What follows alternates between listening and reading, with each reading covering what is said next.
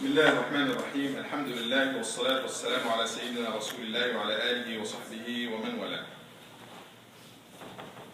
كلامنا بعد غزوة خيبر, the end of غزوة خيبر and the minor expeditions that happened after that. فهذه غزوة ذات الرقاع. After Nabi sallallahu alaihi wasallam came back from Khaybar and he felt, he settled down for a while, he got the news that some of the Bedouins من بني أنمار وثعلبة ومحارب, some of the tribes of Arabs, they are gathering, thinking to wage a war against Muslims. So Nabi sallallahu alaihi wasallam appointed Uthman ibn Affan to be the leader of Medina, and he led 700 warriors of the companions, and he headed directly to them. It was like 2 days from Medina. When he got over there, actually no fight happened, but there was like camps from both sides were showing off, trying to cast fear in the hearts of the others, but no war happened. At this time, the Nabi sallallahu alaihi wasallam prayed or led Salatul Khawf, 2 rak'ahs. It has so many forms, but the form he prayed then, he prayed 2 rak'ah with one group, and then this group finished. Imam is still there. They said salam, he didn't say salam. Another group came, they prayed 2 rak'ah. So the total rak'ah that the Imam prayed were 4 rak'ah, and the total for each one was only 2 rak'ah. This is just one form of it.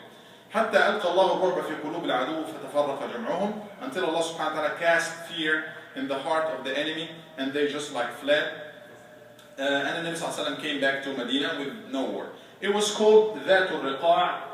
It literally means the one of patches, and that's mainly because some narrations mention that it was a long way and Muslims did not have enough camels, so many of them, like 7 or so, were taking the same camel, taking turns on the same camel, so they had to walk for so long in the middle of the desert, and it's so hot and it's so rocky, so they ended up having their feet, the bottom of their feet almost torn, and they were wrapping it with patches, riqaa. That's why it was called Thaat-Ar-Riqaa. Another narration that the place that they camped on used to have so many different colors of the mountains that it looks like patches, a patch here and a patch there, riqaa wa riqaa wa kada. So it was called Thaat-Ar-Riqaa.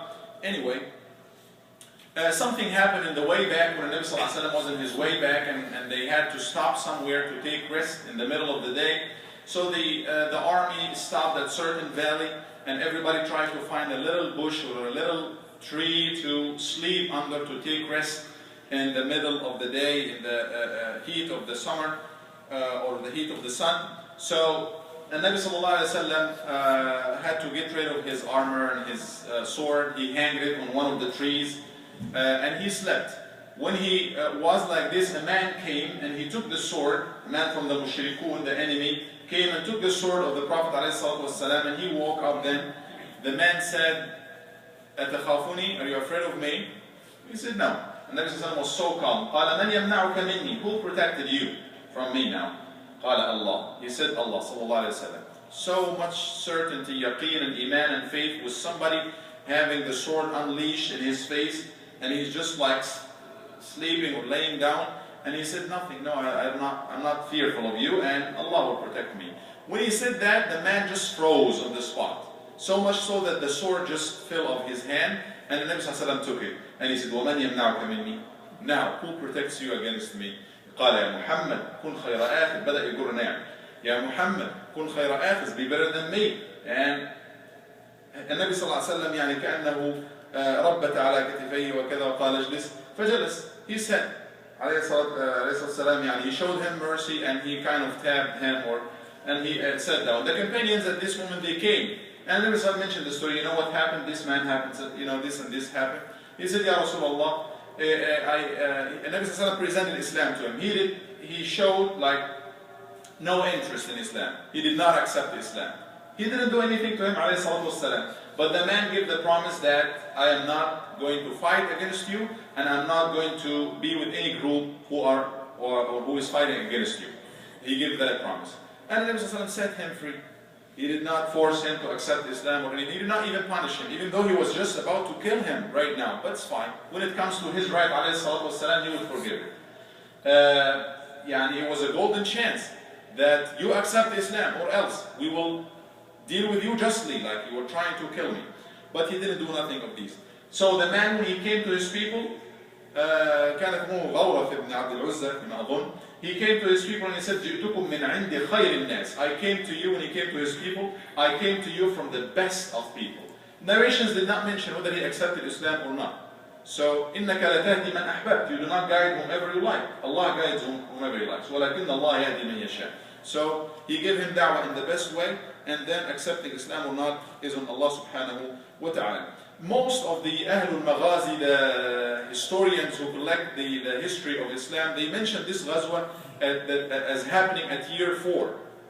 But actually, Imam al-Bukhari and some others, they thought it happened at year 7 because Abu Huraira was there, Abu Musa al-Ash'ari was there, and we know for sure that Abu Huraira accepted Islam way after year 4, and same for Abu Musa al-Ash'ari. Other couple of incidents happened in the way back.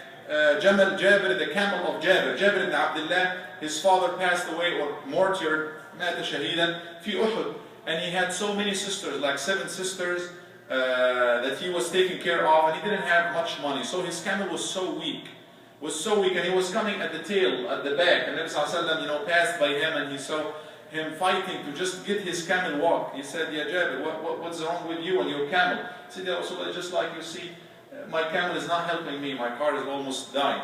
My camel is... فأناخه النبي صلى الله عليه وسلم, he told him to just get out of him and to make him sit down, the camel sit down. فوكزه النبي صلى الله عليه وسلم, he got a little stick and he poked the camel a little bit. وقال اركب. And then he said, now you get back to your ride.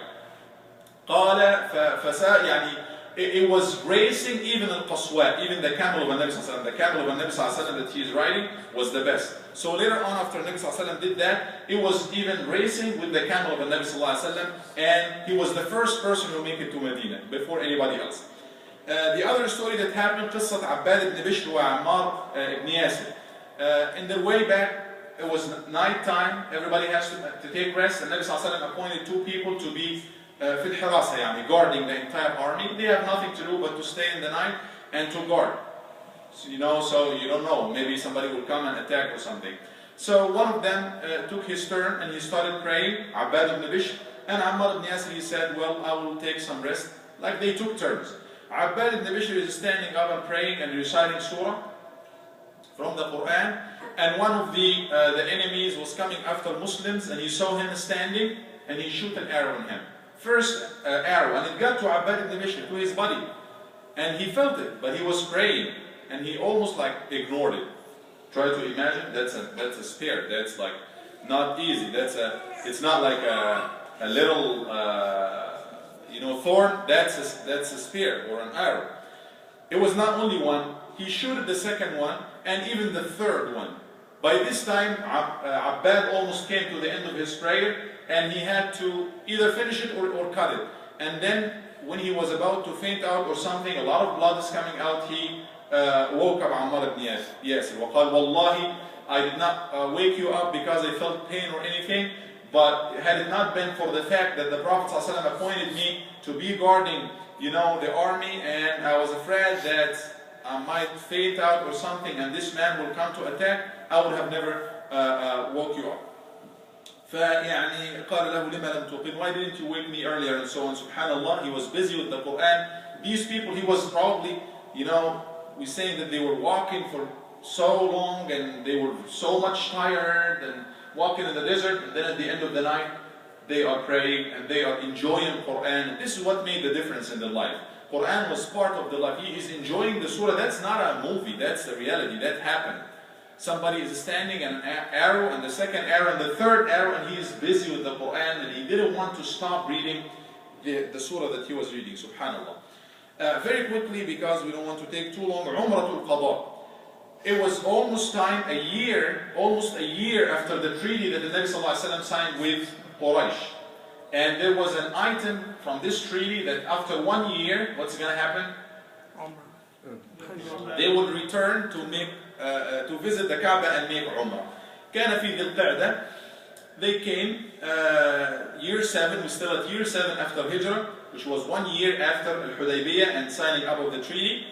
He came sallallahu alaihi wasallam according to the agreement to make Al-Umrah, and he appointed Abu Dharr Al-Ghifari to be on Al-Madinah, and he got 60 camels with him, hadi. He put certain alama, certain signs on it that this is for Allah, for the house of Allah. Nobody can touch it, nobody can close to it. This is a gift for the house of Allah Azza wa Jal. وَأَحْرَمَ مِنْ ذِي الْحُلَيْفَةِ. He started the state of Ihram, wearing the same, all of them wearing white Ihram, from Dhul Hulayfa on the borders of Medina, and they started marching forward. You can imagine, Arab are not, they don't have any system whatsoever. So this is the first time they saw, everybody who attended Hudaybiyah, there was like 1,400 of them, the total was almost 2,000 other than women and children. 2,000 people wearing the same, all in white, marching, together in a very organized manner, even saying the same, started saying Talbiyah. And this is the first time that Muslims are saying Talbiyah after Islam together. So you can imagine from Dhul Hulayfa all the way to Mecca, very loud, all of them together, Labbaik Allahumma Labbaik, to the end. Every time they pass by any group or any tribe, people come to look, and so it was so much like so great da'wah for Islam. People say, organized people, wearing the same, saying the same, until they reach. And Nabi Sallallahu Alaihi Wasallam at this time, he did not come like the first time, only with the swords. No, he was coming ready for war. So he got some weapons with him, even though he had a treaty with Quraysh, but he did not feel 100% comfortable. They might break their promise or anything, so he got to be ready. And he marched forward with 200 Fursan people, knights or riding on horses. It looks like he's ready for war.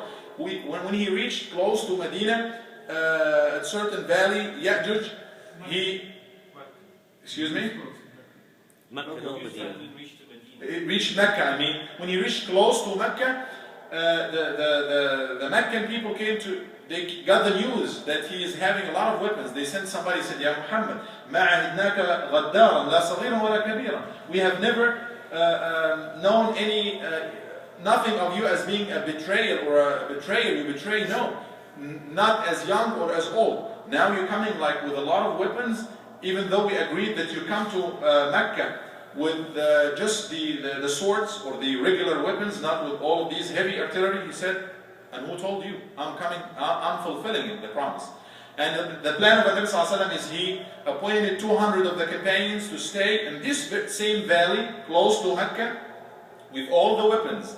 So he will proceed forward with the rest of the Muslims to make Umrah as regular, with just the swords, the regular weapons, as he agreed with the Mushrikun. But these people will be always on the alert. If anything happens, they will be ready to attack and protect the Nabi Sallallahu Alaihi Wasallam and protect the Sahaba and fight the enemies. He got to Mecca, and subhanAllah, you can imagine all of these people with a great deal of longingness and shawq to Baytillah, to the house of Allah, after being away for so long, almost 7-8 years. They are away from it, being banned to make Umrah, and they came, all of them, again, everybody, they passed by Meccan people, and they were in one of the mountains or at Dar al-Nadwa or at their homes watching the same thing. People dressing the same, white, saying Talbiyah, and Muslims were so much energized to say Talbiyah because they are announcing Tawheed. They are announcing that Allah is one in Mecca, in the middle of all of these stones for the first time. So they were so much enthusiastic to say it as loud as possible and as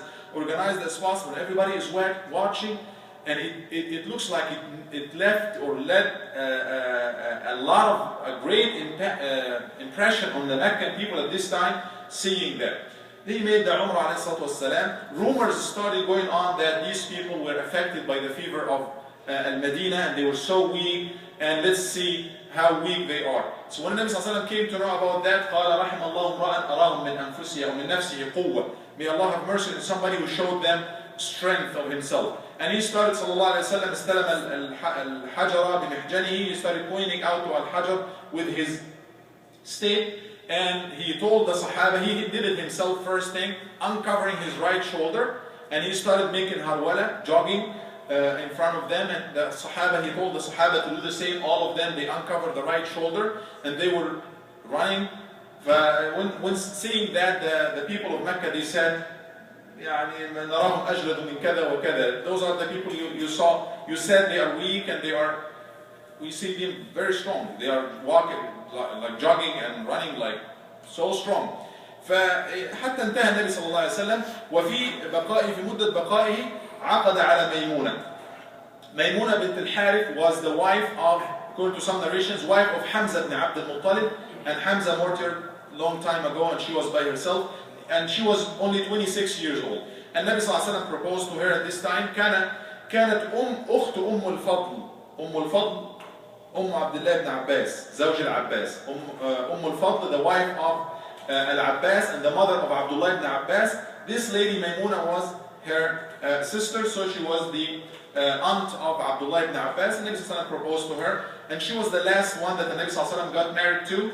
And he would عقد أو بنى بها في وادي صرف أو صرف, which was like a little bit far from Mecca, after he finished the 3 days, and he proceeded forward. And subhanallah, كانت آخر من مات من أزواجه عليه الصلاة والسلام وماتت في نفس الوادي, in the same vale. She was the last to die of all of his wives later on after a long time, and she died in the same place that the Nabi sallallahu alaihi wasallam got married to her in this valley. And Nabi sallallahu alaihi wasallam started to making it, to start breaking the ice with these people. And he said, I got married to Maymuna, the 3 days are up, but if you allow me to stay any further, I will make my wedding, and I will make a big walima and invite everybody for food. He's trying to, break this ice. And they said, قالوا لا حاجة لنا في طعامك. We don't want to eat your food. The 3 days are up, you have to leave right now. He left عليه الصلاة والسلام right away. Now, then after he finished, he did the Umrah, as we all know, finished the Tawaf 7 times, and then he made the Sa'i, and then he slaughtered all the Hadi at Al-Marwa, and then, as we mentioned, he got married to Sayyidah Maymuna radiallahu anha. And time will not allow us to mention the story of Islam, Amr ibn al-As, Khalid al-Walid, and Uthman ibn Talha. We'll talk about this next time. These 3 people, they were like Sanadid Quraysh, like 2 or 3 of the strongest people of Quraysh. They will come to accept Islam. We mentioned their stories in detail, inshallah, next time. أقول قولي هذا وأستغفر الله العلي العظيم لي ولكم وصلى الله على سيدنا محمد وعلى آله وصحبه وسلم.